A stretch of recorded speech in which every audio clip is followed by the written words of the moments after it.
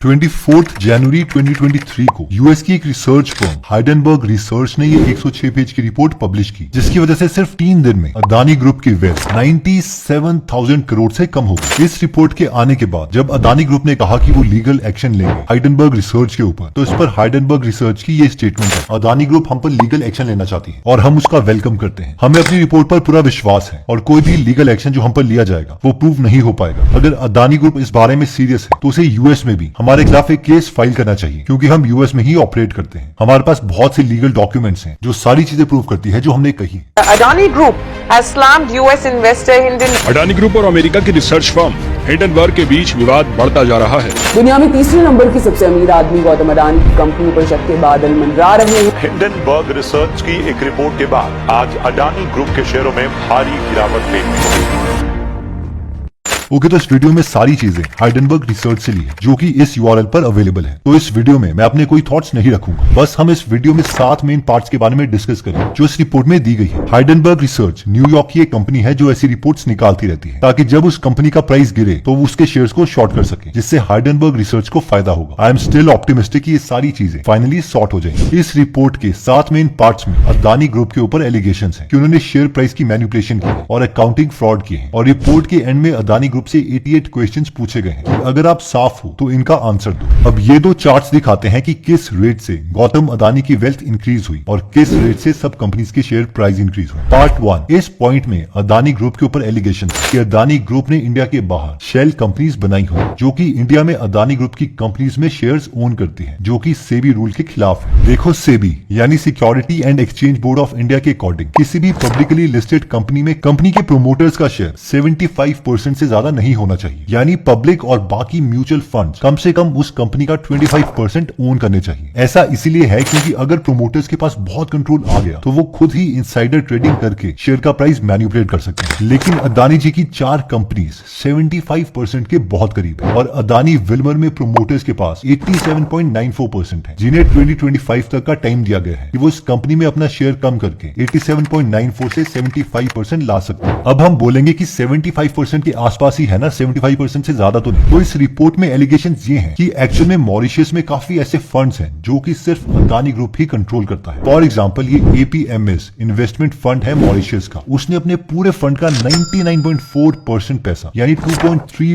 Billion सिर्फ Adani group में ही invest किए हैं। वैसे ही क्रेस्टा फंड ने 89.5%, एलटीएस इन्वेस्टमेंट फंड ने 97.9% इन्वेस्ट किए हैं एंड सो ऑन। और ये बाहर की फंड कंपनी अदानी में ही अपने सारे पैसे क्यों इन्वेस्ट करेगी? इससे तो कोई एवरेज इन्वेस्टर भी बता सकता है कि ये मॉरिशस की फंड कंपनी अदानी ग्रुप ही कंट्रोल करते हैं। और अगर ये एलिगेशंस ट्रू है तो अदानी ग्रुप की ये चारों कंपनीज को डीलिस्ट किया जा सकता है और मार्केट में इसके शेयर्स नहीं बिकेंगे। पार्ट 2 में इस रिपोर्ट में बोला गया है कि पास्ट में भी अदानी ग्रुप ने बहुत सारे शेयर प्राइस को मैनिपुलेट करवाया है। इस रिसर्च में वो पास्ट के 3 केसेस बता रहे हैं। पहला केस है 1999 से 2001 का, the Ketan Parekh Adani stock rigging scam. इस केस में हुआ यह था कि केतन पारेख एक स्टॉक ब्रोकर थे जिन्होंने नवंबर और दिसंबर 1999 में सिर्फ 6 हफ्तों में अदानी का स्टॉक प्राइस मैनिपुलेट करके 495 रुपीज से 1300 रुपीज तक करवा दिया था। और फिर दोबारा से मई और जुलाई 2000 में अगेन प्राइस को 570 से 1111 रुपीज कर दिया। इसीलिए इनको स्टॉक मार्केट से 14 साल के लिए बैन कर दिया गया। इतना ही नहीं, सेबी की जब मई 2007 में रूलिंग्स आई तो अदानी प्राइवेट कंपनी और प्रोमोटर्स को भी 2 साल के लिए बैन कर दिया गया कि वो कोई सिक्योरिटीज को खरीद और बेच नहीं सकते। केस 2, दिसंबर 2003 में अदानी एंटरप्राइज का स्टॉक प्राइस एक ही महीने में 128% इंक्रीज हो गया था और बाद में इन्वेस्टिगेशंस में पता चला कि 34 ब्रोकर्स ने सिंक्रोनाइज ट्रेडिंग की थी, यानी एक साथ वो स्टॉक्स को खरीद और बेच रहे थे ताकि प्राइस को वो मैनिपुलेट कर सके। ऑल्दो इस केस में अदानी ग्रुप का नाम सामने नहीं आया, इसलिए इस केस में एग्जैक्टली नहीं कह सकते कि उनकी इन्वॉल्वमेंट थी। केस 3, जुलाई 2004 से जनवरी 2005 में अदानी एंटरप्राइजेस का स्टॉक 481 रुपीज से 756 रुपीज हो गया, यानी 57% का इंक्रीज। अगेन अगस्त 2005 से सितंबर 2005 दोबारा से 15% का इंक्रीज हुआ। इसमें केतन पारेख और बाकी लोगों का फिर से नाम सामने आया और कहा गया कि केतन पारेख ने कभी भी ट्रेडिंग नहीं छोड़ी थी और अब उसने लंदन में अपना ऑपरेशन शिफ्ट कर दिया और यहीं से वो ऑपरेट कर रहा है और इंडियन मार्केट के शेयर प्राइस को मैनिपुलेट करता है। इस रिपोर्ट में केतन पारेख की बेटी के लिंक्डइन का प्रोफाइल का स्टेटस बताया गया है कि वो इलारा कैपिटल में काम करती है और ये इलारा कैपिटल एक ब्रोकरेज फर्म है जिसके पास ऑलमोस्ट अदानी ग्रुप के ही शेयर्स हैं। ये बस एलिगेशंस हैं, इसमें भी साफ लिखा है कि इस केस में भी अदानी ग्रुप का नाम कभी सामने नहीं आया।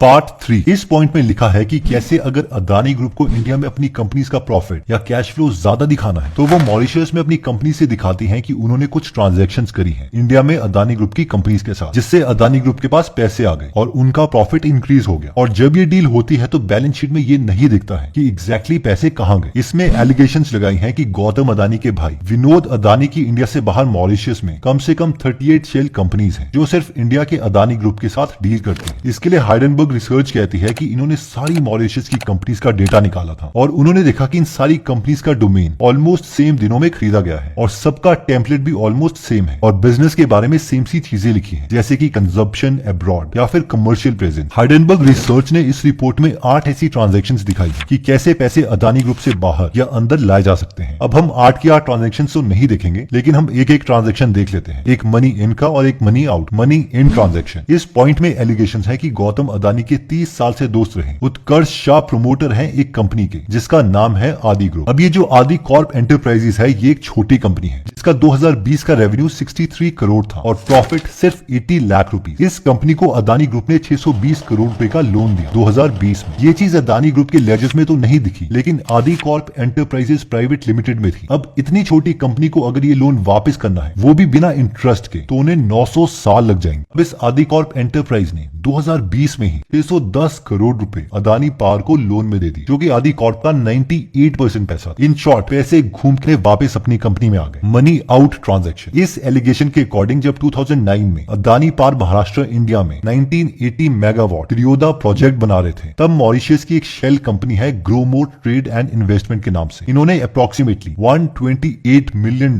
की इन्वेस्टमेंट की अदानी पावर महाराष्ट्र में जिसके बदले इन्हें 26% का स्टेक मिल गया। अब 2011 में 2 साल के बाद अदानी पावर का ऑफर आया कि वो ग्रोमोर को खुद के साथ मर्ज करके उनका 26% स्टेक खरीदना चाहती है। अब इससे हुआ ये कि ग्रोमोर के उन 26% शेयर की वैल्यू 128 मिलियन से बढ़ के $551 मिलियन हो गई। अब इस रिपोर्ट में लिखा है कि इस ग्रोमोर के डायरेक्टर हैं मिस्टर चैंग चुंग लिंग और मिस्टर चैंग चुंग लिंग डायरेक्टर रह चुके हैं विनोद अदानी जी के साथ एक कंपनी में जो कि अदानी की सिंगापुर की प्राइवेट एंटिटी है अदानी ग्लोबल लिमिटेड के नाम से। पार्ट 4 इस एलिगेशन के अकॉर्डिंग ये बहुत ही छोटी सी फर्म है शाह धनधारिया एंड को के नाम से जिसमें सिर्फ 4 लोगों की टीम है जो कि इंडिपेंडेंट ऑडिटर का काम करती है अदानी एंटरप्राइजेस और अदानी टोटल गैस के लिए। इनके अकॉर्डिंग इतनी बड़ी जायंट कंपनी के ऑडिटर फर्म इतनी छोटी कैसे हो सकती है। पार्ट 5 ओके तो 2017 में सरकार ने टारगेट प्लस स्कीम लॉन्च की थी जिसके अकॉर्डिंग अगर इंडियन बिजनेसमैन एक लिमिट से ज्यादा सामान इंडिया से बाहर एक्सपोर्ट करते हैं तो उन्हें टैक्स क्रेडिट दिया जाएगा। फॉर एग्जाम्पल अगर आप बिजनेसमैन हैं और लेट से आप 10 करोड़ का सामान इंडिया से बाहर सेल करते हैं और आपका 1 साल का टैक्स 1 करोड़ बनता है तो आपको 1 करोड़ के बजाय 50 लाख रुपए टैक्स देना पड़ेगा क्योंकि आपको 50 लाख रुपए का टैक्स क्रेडिट मिलेगा। ये सिर्फ एक एग्जाम्पल है। गवर्नमेंट ने ऐसा इसीलिए किया था ताकि हमारे देश से बाहर ज्यादा सामान बिके और इंडिया की इकोनॉमी स्ट्रांग हो। लेकिन हाइडेनबर्ग रिसर्च ने अपनी रिसर्च में कहा है कि DRI यानी डायरेक्टरेट ऑफ रेवेन्यू इंटेलिजेंस के अकॉर्डिंग अदानी ग्रुप ने टैक्स क्रेडिट लेने के लिए सर्कुलर ट्रेडिंग की है यानी